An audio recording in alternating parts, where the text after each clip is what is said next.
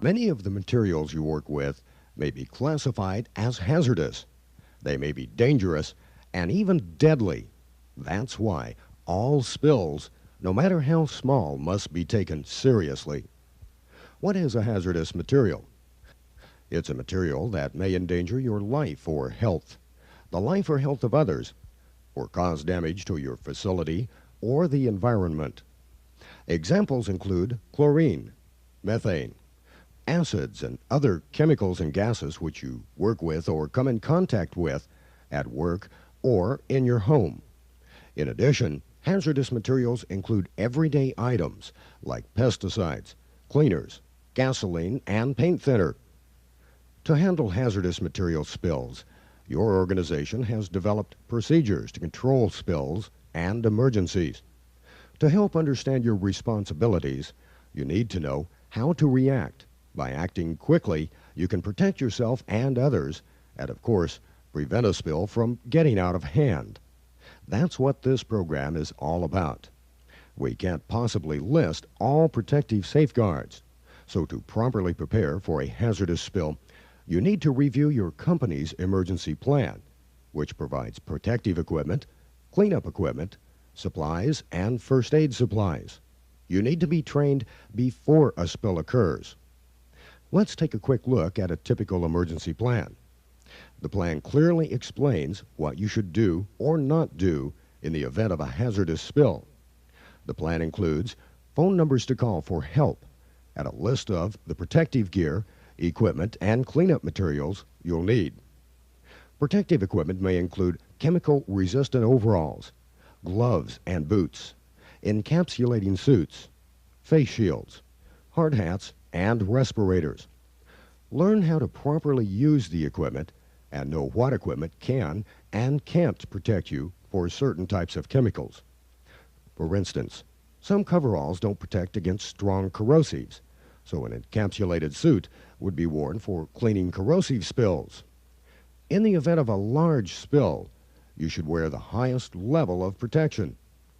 Respirators provide protection from hazardous vapors and gases, but again, you need to know what type of respirators or respirator cartridges protect you from what type of chemicals. You must also be trained to properly use respirators and how to test them for proper seals before using them in an emergency situation. In an emergency, you have to have the right supplies and know how to use them. The type of supplies will depend upon the chemical used in your work environment. Maintain an adequate supply of these materials. The most common mistake is not having enough supplies to contain and control spills or leaks.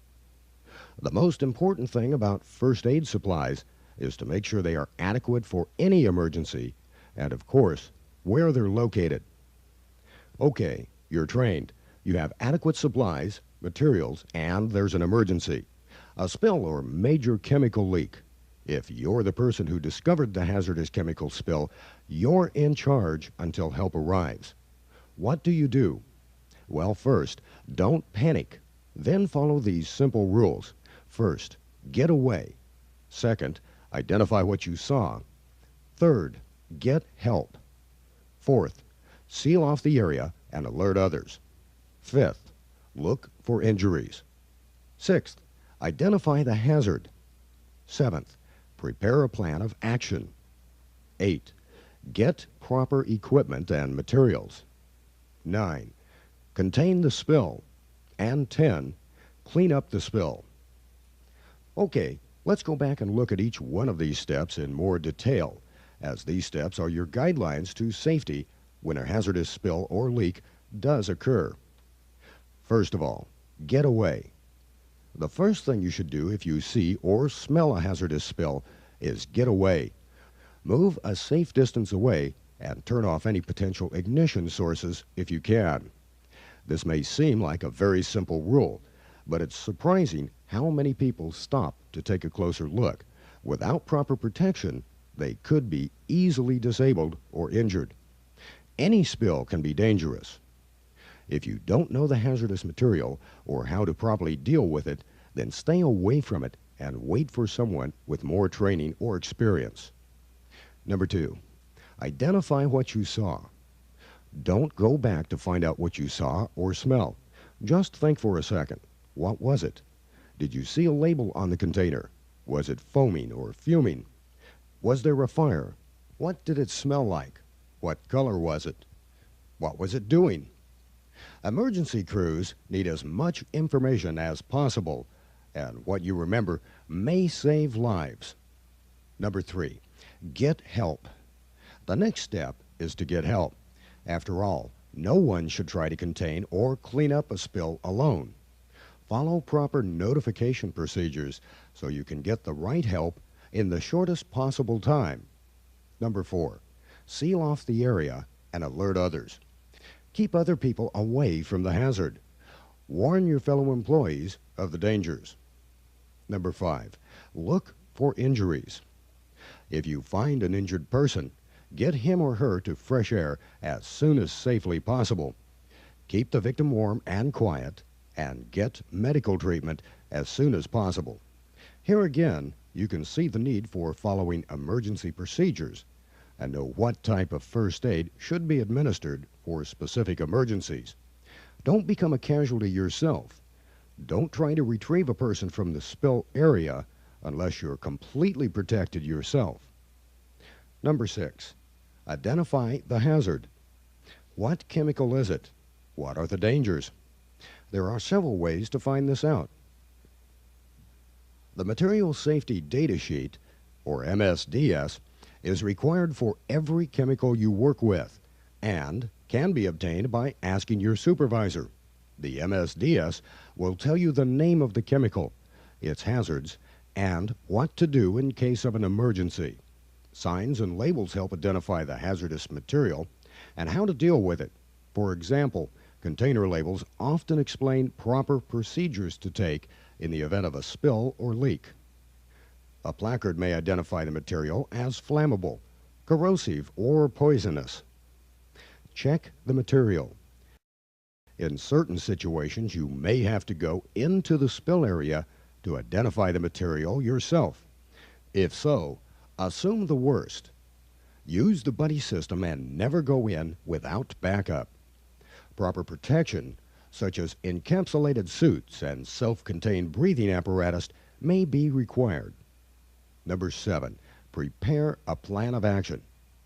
Once you know the hazardous material you're dealing with, you need to decide what to do.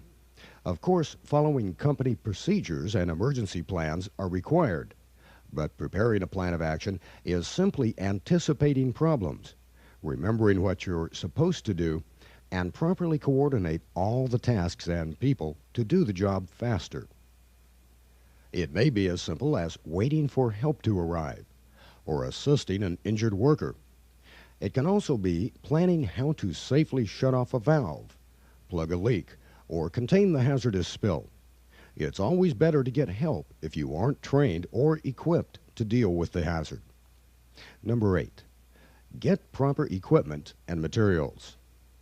Whenever you're not sure of the chemical, wear the maximum protection possible. That means a self-contained breathing apparatus and full protective clothing. Wear it for gases, liquids, solids, everything. If you know the material and its properties, you can select other protection for handling spills.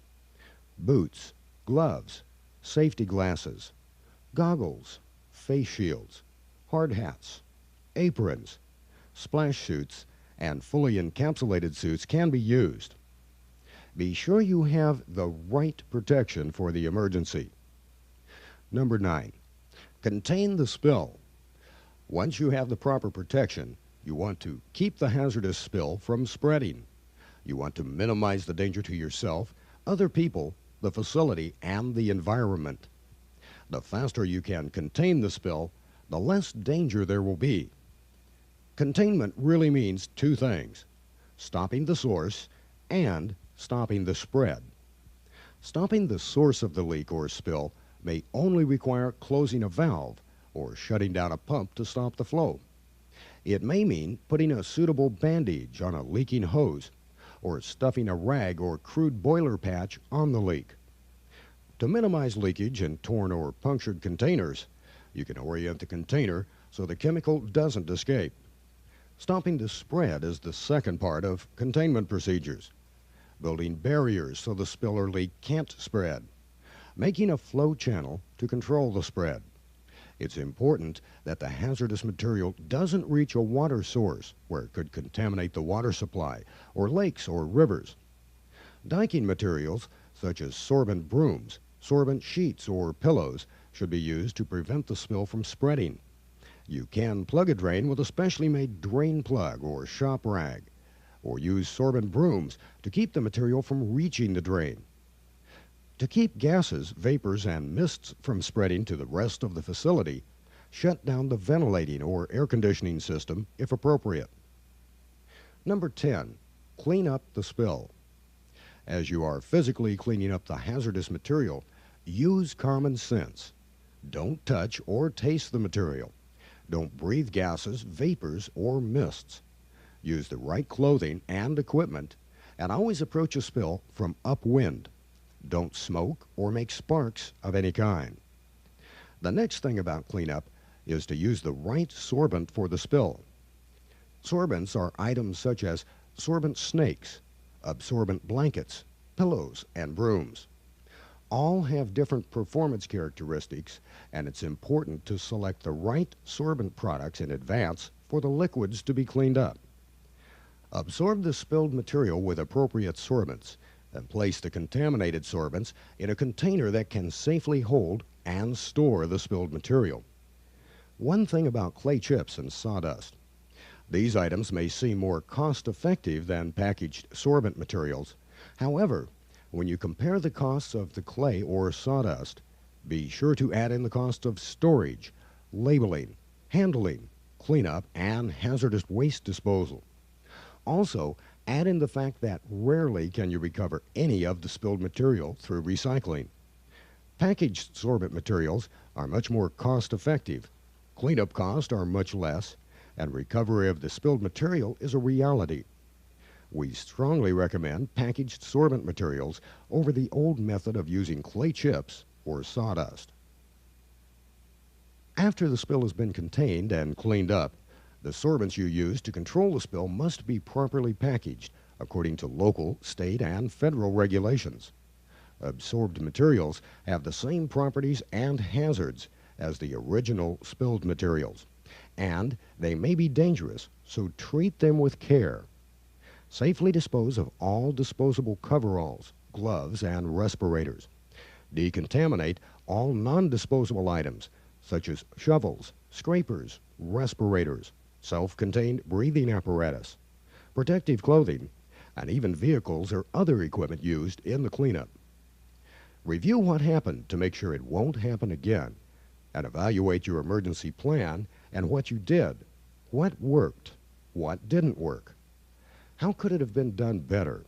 No matter how small the spill, you want to have a record of what happened to take corrective action to prevent similar spills or leaks in the future. Plans and preparations, along with practiced responses to spills, should be accomplished in advance of an emergency. Time is the best way to contain a spill. By reacting quickly, spills can be kept under control and damage minimized. Thank you.